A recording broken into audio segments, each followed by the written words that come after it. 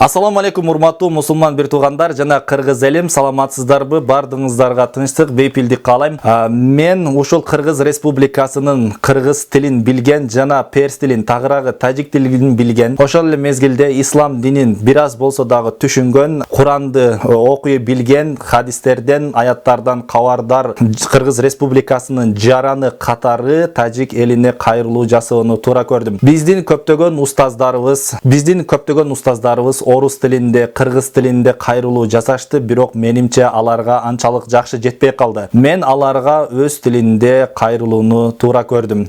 Менин видеом кандайдыр бир пиар кылуу максатында эмес, же болбосо подписчик көбөйтүү максатында эмес, болгону өзүмдүн мойнумдагы жоопкерчиликти өзүмдүн мойнумдан алып коюу. Мен ушуга чейин күттүм, балким ушул биздин кыргыздардын арасынан бирөө чыгып, тажиктерге тажик тилинде кайрылып, ислам дининен аяттарды, хадистерди айтып, балким тажик тилинде, кыргыз тилинде айтып коет деп күттүм, бирок эч ким чыккан жок. Тилекке каршы кыргызча айтышты, орусча айтышты, бирок аларга менимче толук жетпей калат. Мен аларга өз тилинде кайрылууну туура көрдүм. Баноми бахшандаи мехрибони Худои Таало сар мекунам. Мухтарам халқи тоҷик. Дар Қуръон Худои Таало гуфта аст ки астаъуду билlah ва ман яқтул муъминан мутааммидан фаҷазаӯҳу ҷаҳаннам.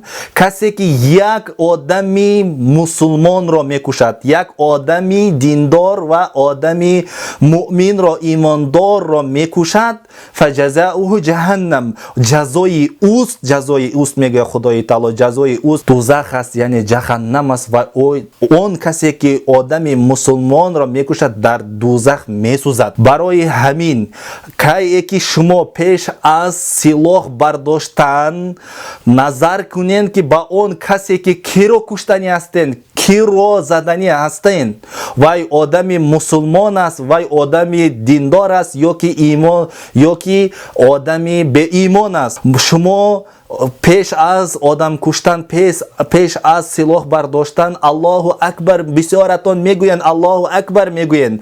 Аллоҳу акбар, агар и гапи, и маънои и гапро шумо аз сидқи дилат мефаҳмидӣ, аз сидқи дилат медонистӣ, ба мусулмон ҳеҷ вақт силоҳ намебардоштӣ. Барои ҳамин пеш аз агар касе ки медонад ки Аллоҳи Таоло бузург аст, Аллоҳи Таоло аз сидқи дилаш мефаҳмад ва медонад, ва он кас ба одами мусулмон силоҳ намебардорад. Пайғамбари Худо гуфтагӣ ҳастанд ки ман рафаъа алайна силаҳа фалайса минна. Касе ки пайғамбари Худо мегӯяд, касе ки силоҳ ба мо мебардорад,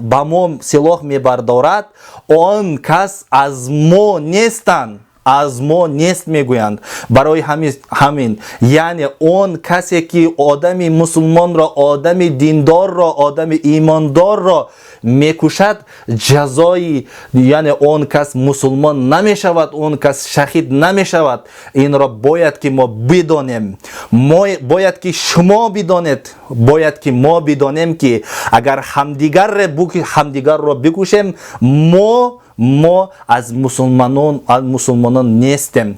Барои ҳамин боз Худои Таоло дар Қуръон гуфтагӣ ҳаст ки иннамал муъминуна ихва.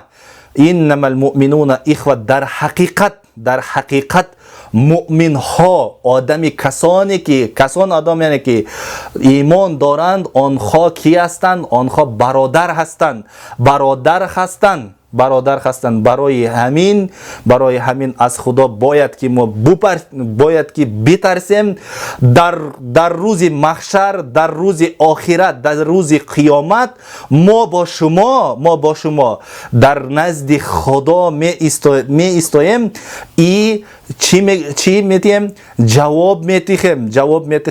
Бояд дар рӯзи қиёмат мо бояд ба рӯи мо ба замин наафтад. Мо дар пайғамбаромон чӣ мегӯем? Ба пайғамбаромон чӣ мегӯем?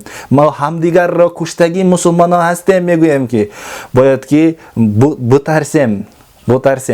Мо ما همدیگر را دشمن نیستیم، با همدیگر دشمن نیستیم. باید که کسانی که همین را جهاد میگن، الله اکبر میگن، همین خیلی اگر همین خیلی بزرگ باشین، همین خیلی اگر که قوت داری، همین خیلی شیر نر باشین، با دشمنان اسلام، با دشمنان اسلام مبارزه کنین، با دشمنان دین مبارزه کنین. فراموش نکنین که ما قرغیزا مسلمان هستیم. بر روز قیامت و بر روز آخر محشر با همه پیغمبران با کتاب ها ایمان آوردگیم. برای همین فراموش نکنین که ما برادر شما هستیم و شما برادر ما هستین. برای همین باز پیغمبر خدا گفته است که كل المسلم على المسلم حرام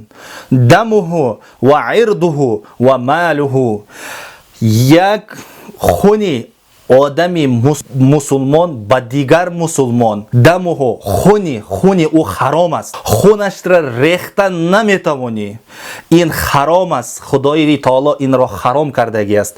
و عرضه، ناموس او حرام است و با ناموس است تجاوز کردن نمیتوانی، این را خدای تعالی حرام کردگی است. و ماله و ملک او، مال او با دیگر مسلمان حرام است. باید که با او تو نرسی. این را باید که بدونند که کسی که آدم مؤمن را میکشد وای جزای او جهنم است.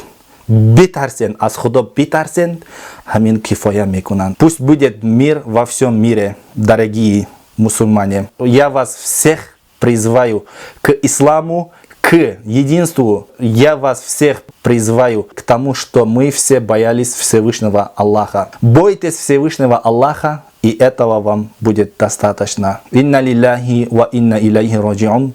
Бұл дүниеден өткендердің бардығыны Аллах Таала өз рахматына алған болсын. Ассаламу алейкум ва рахматуллахи ва баракату.